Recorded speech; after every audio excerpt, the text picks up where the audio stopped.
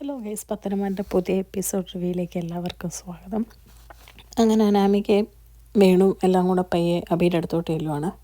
അപ്പോൾ ഇവരെ കണ്ട് ഞെട്ടി എഴുന്നേറ്റ് ഇങ്ങനെ തിരിഞ്ഞ് നിൽക്കുക. എന്നിട്ട് പറയാം, എൻ്റെ ഫ്രണ്ടാ, ജൂനിയറായിരുന്നു എന്നിങ്ങനെ പറയും കേട്ടോ. അപ്പോഴേക്കും വേണു ഒരു ചിരി ചിരിച്ചിട്ട് പറയാം, ഇനിയിപ്പം ജൂനിയറല്ല, ഫ്രണ്ടല്ല, അതിനപ്പുറം എന്തെങ്കിലും ഉണ്ടെന്ന് പറഞ്ഞാലും അതിൽ തെറ്റൊന്നുമില്ല മോനെ എന്നിങ്ങനെ പറയുക. അപ്പോഴേക്കും അബി ഇങ്ങനെ അന്തം വിട്ട പോലെ ഇങ്ങനെ നിൽക്കും കേട്ടോ.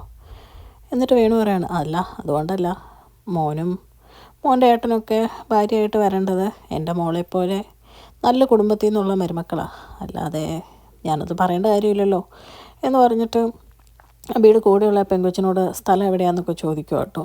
അത് കഴിയുമ്പോൾ അവർ പറയുന്നുണ്ട്, എന്തായാലും മോന് സമാധാനവും സന്തോഷമായിട്ട് ഇവിടെ ഇരുന്ന് ഫുഡ് കഴിക്കുക, ഞങ്ങളായിട്ട് ആരോടും പറയാൻ പോണില്ല എന്ന് പറഞ്ഞ് വേണു അവിടുന്ന് പയ്യെ പോവാം കേട്ടോ. അത് കഴിഞ്ഞ് വേണു അനാമികയും രേവതിയും കൂടെ ഒരു ടേബിളിലിരുന്ന് ഫുഡ് ഓർഡർ ചെയ്യാൻ വേണ്ടി തുടങ്ങുവാണ്. ആ സമയത്ത് വേണു പറയുന്നുണ്ട്, ഇതെന്തായാലും കണ്ടത് നന്നായി, ഇനി അവനെ ബ്ലാക്ക് മെയിൽ ചെയ്യണമെന്നുണ്ടെങ്കിൽ എന്തെങ്കിലും കാര്യം പറഞ്ഞ് അവൻ വരുമ്പോൾ ഇത് നമുക്കെടുത്ത് ഉപയോഗിക്കാം. അതുമാത്രമല്ല, അവനിങ്ങനെ ആരുടെയും പുറകെ പോകുന്നത് നല്ലതാണ് എന്നിങ്ങനെ അനാമിക പറയുക കേട്ടോ. അപ്പോഴേക്ക് വേണു പറയാണ്, അതും ശരിയാ, എന്തായാലും നല്ല നല്ല കാഴ്ചകൾ പുറത്തിറങ്ങിയതുകൊണ്ട് കാണാൻ പറ്റി എന്ന് പറയുവാണ്. അത് കഴിയുമ്പോഴേക്കും അനാമിക ചോദിക്കുവാണ്, അല്ല നമ്മളിപ്പോൾ ഇങ്ങനെ ഇരുന്ന് ഫുഡ് കഴിക്കുന്ന കാര്യം അബിയേട്ടൻ വീട്ടിൽ പോയി പറയുമെന്ന് ചോദിക്കുമ്പോഴേക്കും വേണു പറയുന്നുണ്ട്, അപ്പോൾ പറഞ്ഞാൽ എന്താ കുഴപ്പം, ഒരു കുഴപ്പമില്ല, കാരണം എന്താ, നീ ഇപ്പോൾ ആ വീട്ടിലല്ല, അപ്പം നിനക്ക് ഇഷ്ടമുള്ളത് കഴിക്കാം, നോയമ്പാന്നും പറഞ്ഞുകൊണ്ട് പുറത്തിരിക്കുമ്പോൾ നിനക്കൊന്നും തിന്നാൻ പാടില്ല എന്നുണ്ടോ എന്നൊക്കെ ചോദിക്കുവാണ്. അത് കഴിഞ്ഞ് കാണിക്കുന്ന കനകേനെയാണ്. കനകയോട് നയനിങ്ങനെ നന്ദു പുറത്തിറങ്ങാത്തതിൻ്റെ വിഷമമൊക്കെ പറഞ്ഞിട്ട് പറയാണ്, തീർച്ചയായിട്ടും പറഞ്ഞ പോലെ കമ്പനിയിൽ ഒരു ജോലി കൊടുത്താലോ, അങ്ങനെയാണെങ്കിൽ അവൾ ഇന്നും ജോലിക്ക് പോകുമ്പം എല്ലാം മറക്കൂലോ എന്നൊക്കെ ചോദിക്കും കേട്ടോ.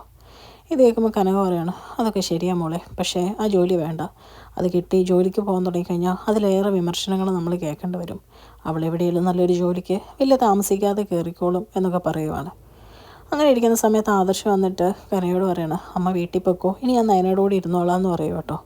അപ്പോൾ കനക പറയാണ്, മോന് അമ്മയുടെ അടുത്ത് പോകേണ്ടതില്ലേ, അങ്ങോട്ടും ഇങ്ങോട്ടും ഓടി നടന്നാൽ മടുക്കും, പിന്നെ അയ്യപ്പസ്വാമി അല്ലേ മോനിപ്പോൾ, അതുകൊണ്ട് ഞാൻ നന്ദുവിനെ പറഞ്ഞു വിടാൻ നോക്കാം, അല്ലെങ്കിൽ ഞാൻ പെട്ടെന്ന് വീട്ടിൽ പോയിട്ട് വരാം, അല്ലെങ്കിൽ ഗോവിന്ദേട്ടന് സംശയം തോന്നും എന്ന് പറഞ്ഞിട്ട് അവിടെ നിന്ന് പോവുക കേട്ടോ. പോയി കഴിയുമ്പോഴേക്കും ആദർശ് നയനോട് പറയുന്നുണ്ട്, കുഴപ്പമൊന്നുമില്ല അമ്മയ്ക്കെല്ലാം ശരിയായി വരുന്നുണ്ട്, പിന്നെ ആകെ ഒരു വിഷമവും ടെൻഷനും അബിയുടെ കാര്യം ഓർത്തിട്ടാണ്, 41 ദിവസം പോലും നോയമ്പെടുക്കാത്ത അവൻ ഇപ്പം മണ്ഡലമാസം വരെ നിൽക്കണമെന്ന് പറഞ്ഞു കഴിഞ്ഞാൽ അവൻ്റെ അവസ്ഥ എന്താവുമെന്ന് പറയാൻ പറ്റില്ല, മിക്കവാറും നോമ്പ് തെറ്റിക്കാനുള്ള സാധ്യതയുണ്ട്.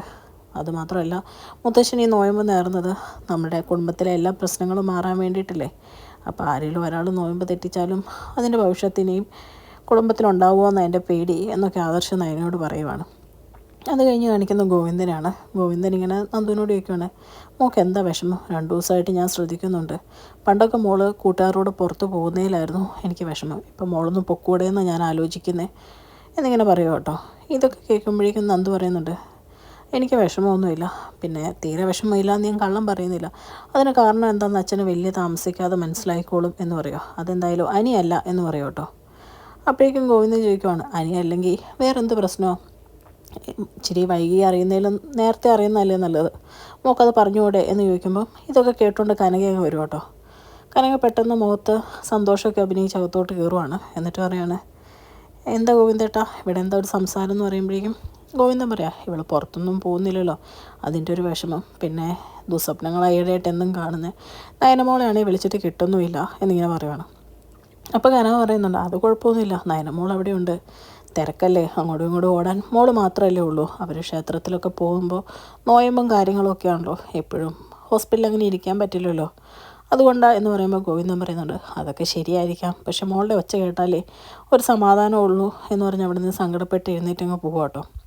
ഇത് കാണുമ്പോൾ നന്ദു ചോദിക്കുന്നുണ്ട്, അമ്മയ്ക്ക് നയനേച്ചിക്ക് സംസാരിക്കാൻ പറ്റുമല്ലോ, ഫോണിന്നെടുത്ത് അച്ഛനെ ഒന്ന് വിളിപ്പിച്ചാൽ എന്തായിരുന്നു എന്ന് ചോദിച്ച് ദേഷ്യപ്പെടുക കേട്ടോ. അപ്പോൾ കനക പറയുന്നുണ്ട്, ഒന്ന് ഞാൻ മറന്നുപോയി, പിന്നെ മോളുടെ ഒച്ചയിൽ ചെറിയ അവശതയുള്ളതുപോലും ഗോവിന്ദേട്ടന് പെട്ടെന്ന് മനസ്സിലാവും, പിന്നെ അവശതയായിട്ടിരിക്കുമ്പോൾ മോളെ കാണണമെന്നെങ്ങാനും പറഞ്ഞ് വന്നു കഴിഞ്ഞാൽ അത് ഇനിയിപ്പോൾ കൂടുതൽ പ്രശ്നങ്ങളാവണ്ടല്ലോ എന്ന് ഓർത്താ ഞാൻ പിന്നെ കൂടുതൽ അതിന് നിർബന്ധിക്കാതിരുന്നത് എന്ന് പറയുവാണ്. അത് കഴിയുമ്പോൾ പറയാണ്, നന്ദുട്ട നിനക്ക് ഹോസ്പിറ്റലിൽ പോയി നിൽക്കാൻ പറ്റുമോ, അവിടെ ചെന്ന് കഴിയുമ്പം ഇനി മോൻ അവിടെ ചെന്നു എന്നും പറഞ്ഞായിരിക്കുമോ എല്ലാവരും പ്രശ്നം ഉണ്ടാക്കുന്നത് എന്നിങ്ങനെ ചോദിക്കുമ്പോൾ നന്ദു പറയുന്നുണ്ട്, അതിന് ഞാൻ അനാമികയുടെ വീട്ടിലോട്ടൊന്നും അല്ല പോകുന്നത്, എൻ്റെ ചേച്ചിയാണ് അവിടെ അഡ്മിറ്റായിട്ട് കിടക്കുന്നത്, എനിക്ക് കാണണമെന്നുണ്ടെങ്കിൽ ഞാൻ പോവും, മറ്റൊരാളുടെ ഭർത്താവിനെ തട്ടിയെടുക്കാൻ ഞാൻ എന്തായാലും ഉദ്ദേശിച്ചിട്ടില്ല എന്ന് പറഞ്ഞ് ദേഷ്യപ്പെട്ട് നന്ദു അകത്തോട്ട് കയറി പോവുക കേട്ടോ. അത് കഴിയുമ്പോൾ ആദർശ് നയനയ്ക്ക് മരുന്നൊക്കെ കൊടുക്കുവാണ്. മരുന്നെല്ലാം കൊടുക്കുമ്പോഴേക്കും നയന പറയുന്നുണ്ട്, എത്രയും പെട്ടെന്ന് ഒരു പെൺകുട്ടീനെ കണ്ടു വെച്ചോ നിൽക്കുമ്പം ആദർശ് ചെറുതായിട്ട് ദേഷ്യപ്പെട്ടിട്ട് ചോദിക്കുകയാണ്, എന്തിനാ, ഏത് പെൺകുട്ടീനെ എന്നിങ്ങനെ ചോദിക്കുകയാണ്. അല്ല, എനിക്ക് പകരം ഭാര്യയാക്കാനൊന്നും അല്ല, കരൾ പകുത്തു കൊടുത്ത പെൺകുട്ടീനെ കാണാൻ അമ്മ ഇനി ഇറങ്ങുമ്പോൾ ഉറപ്പായിട്ടും നിർബന്ധം പിടിക്കും. അതുമാത്രമല്ലല്ലോ, ഒരു കള്ളം പറഞ്ഞാൽ അതിന് പുറകെ വാലേ നമ്മളെപ്പോഴും കള്ളം പറഞ്ഞുകൊണ്ടിരിക്കേണ്ടി വരും ആദർശേട്ടാന്ന് പറയും കേട്ടോ. ആ സമയത്ത് ജയൻ ദേവയാനീനെ കയറി കാണുവാണ് ICUവിൽ. ദേവയാനി തീരെ വയ്യാണ്ടൊക്കെ ഇരിക്കുവാണ് കേട്ടോ സംസാരിക്കുമ്പോഴൊക്കെ. അപ്പം ജയൻ പറയുന്നുണ്ട്, താൻ വിഷമിക്കണ്ട, വേറെ ഒന്നും ഓർക്കണ്ട എന്ന് പറയുമ്പോഴേക്കും അപ്പോഴും ദേവയാനി പറയുന്നുണ്ട്, എനിക്ക് വേറൊരു വിഷമവും ഇല്ല, ആ നയന എന്ന് പറയുന്നോളെ ഇങ്ങോട്ട് കടത്തി വിടാതിരുന്നാൽ മതി, പിന്നെ ആ കരൾ പകത്ത് കൊടുത്ത് കൊച്ചിൻ്റെ കാര്യം ഒക്കെ നോക്കിക്കോണേ എന്നൊക്കെ പറയുക കേട്ടോ. അതിന് ആദർശിനെ അന്വേഷിക്കുവാണ്. അപ്പം ജയൻ വന്നിട്ട് നേരെ ആദർശിനോട് പറയുന്നുണ്ട്, അമ്മ നിന്നെ അന്വേഷിക്കുന്നുണ്ടെന്ന് പറയുമ്പം നയനയോട് പറഞ്ഞിട്ട് നേരെ പോവുകയാണ് കേട്ടോ ആദർശ് അമ്മയെ കാണാൻ വേണ്ടി. ആ സമയത്ത് ജയൻ നയനോട് പറയുന്നുണ്ട്, മോള് പറയുന്നത് ഞാൻ കേട്ടു, വേറൊരു പെൺകുട്ടീനെ പകരം കണ്ടുപിടിക്കണമെന്ന്. അതിൻ്റെ ഒന്നും ആവശ്യമില്ല. ക്ഷേത്ര ദർശനമൊക്കെ കഴിഞ്ഞ് വരുമ്പോൾ എല്ലാ സത്യങ്ങളും ദേവയാനി അറിയണം. മറച്ചു പിടിച്ചിട്ട് കാര്യമൊന്നുമില്ല. മോൾക്ക് അവകാശപ്പെട്ട സ്നേഹം മോൾക്ക് തന്നെ കിട്ടണം. ആദർശ് കഴിഞ്ഞ ഒരു പെൺകുഞ്ഞും കൂടെ വേണമെന്ന് എനിക്ക് ആഗ്രഹം ഉണ്ടായിരുന്നു. ഇപ്പം എനിക്ക് ദൈവം അനുഗ്രഹിച്ച് അങ്ങനെ കിട്ടിയതാ നിന്നെ എന്നൊക്കെ പറയുമ്പോൾ നയന പറയുന്നുണ്ട്, അമ്മ മനസ്സിലാക്കിയില്ലെങ്കിലും അച്ഛനും ആദർശേട്ടനും തന്നെ എന്നെ മനസ്സിലാക്കുന്നുണ്ടല്ലോ, അതെൻ്റെ വലിയ ഭാഗ്യമാണ് എന്നൊക്കെ പറയുവാണ്. അത് കഴിയുമ്പോൾ ആദർശ് ദേവയാനീനെ കയറി കാണുവാണ് കേട്ടോ. ദേവയാനിക്ക് ഒരുപാട് സന്തോഷമാവുകയാണ്. അതിന് ആദർശ് പറയുന്നുണ്ട്, ഞാൻ പുറത്തുണ്ടമ്മേ, ഇൻഫെക്ഷൻ ആവും, ഡോക്ടർ ഒരുപാട് നേരം ഇതിനകത്ത് നിൽക്കരുതെന്ന് പറഞ്ഞിട്ടുണ്ട് എന്ന് പറഞ്ഞ് പയ്യെ ദേവയാനിയുടെ കയ്യിൽ പിടിക്കുന്ന കാണിച്ചുകൊണ്ടാണ് കേട്ടോ ഇന്നത്തെ എപ്പിസോഡ് അവസാനിക്കുന്നത്. ചാനൽ ഇഷ്ടപ്പെട്ടാൽ ലൈക്ക് ചെയ്യാനും സബ്സ്ക്രൈബ് ചെയ്യാനും കമൻറ്റ് ചെയ്യാനും മറക്കരുത്. Thank you.